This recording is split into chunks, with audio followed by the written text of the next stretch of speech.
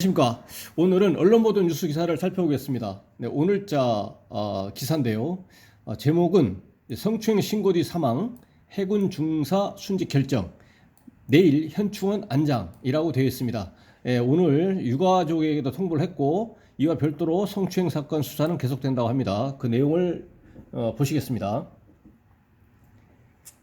성추행 피해 신고 후에 사망한 해군 여군 부사관에 대한 순직이 결정됐다. 해군은 14일 어제 보통전공사상 심사 사망에 대한 것이죠. 이제 다친 것은 이제 상해만 입은 것은 상입니다. 상이 위원회를 열고 지난 12일 사망한 해군 모부대 소속 A 중사에 대한 순직을 결정했다고 밝혔습니다. 이는 공무와 상당한 인과관계가 있는 사유로 이 공무라고 하는 그 원인과 이 사망이라고 하는 사이에 인과관계가 인정이 되는 거죠. 상당 인과관계설에 의해서 상당 인과관계가 인정이 된다. 그래서 이런 공무 수행과 사망 이 사이에는 원인과 결과가 이런 관계가 있다라는 거죠. 그래서 공무와 사망한 상당한 인과관계가 있는 사유로 자해 행위로 인하여 사망한 사람은 순직 처리할 수 있다는 관련 규정에 따른 것이다. 그래서 순직 처리를 결정을 했다는 얘기입니다. 만약에 여기서 보통전공사상심사위원회에서 순직이 결정되지 않았다라고 한다면 여기가 이제 순직 결정 여부에 대해서는 이제 1심에 해당하는 기관입니다. 각군 본부에 있는 보통전공사상심사위원회가 이에 불복하고자 하는 경우는 이제 국방부에 중앙 전공사상심사위원회가 있습니다. 여기 불복해서 이제 그 재심을 신청할 수가 있습니다. 근데 이 사안에서는 이제 그 해군에 있는 보통전공사상심사위원회에서 순직 결정이 됐다는 것이죠.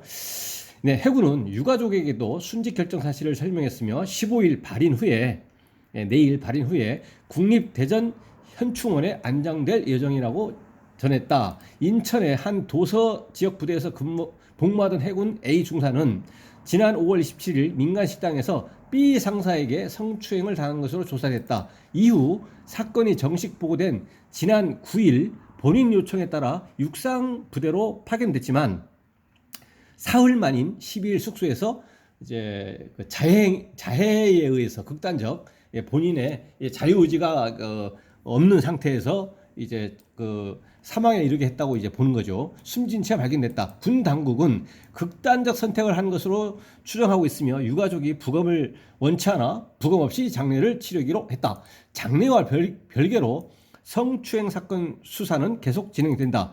유가족은 이번 사건 관련 가해자에 대한 엄정하고 강력한 처분을 원한다. 두 번 다시 이런 일이 발생하지 않도록 우리 아이가 마지막 피해자로 남을 수 있도록 재발을 방지해달라는 입장을 밝혔다고 해군은 전했다라는 내용으로 되어 있습니다.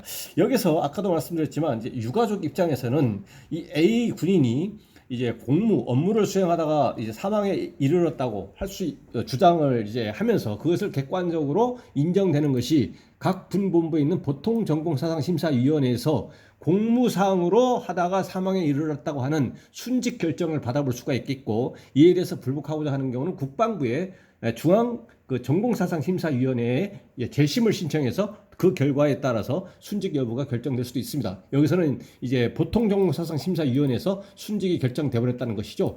그리고 이와 같은 거와 이제 그 관련돼 가지고 이제 국가유공자 유족이라든가 기타 관련 문제가 이렇게 있는데, 이 사건에 대해서는 형사적으로 이 가해자들이 형사처벌을 받는 거와 별개로 이 유족들에 대한 어떤 보상이라든가 예우라든가 이런 것들이 각 개별 법령에 따라서 각 별개의 절차로 각각 진행될 것이기 때문에 이러한 것들이 어떻게 진행되고 있는지 주목해서 이제 살펴보도록 하겠습니다.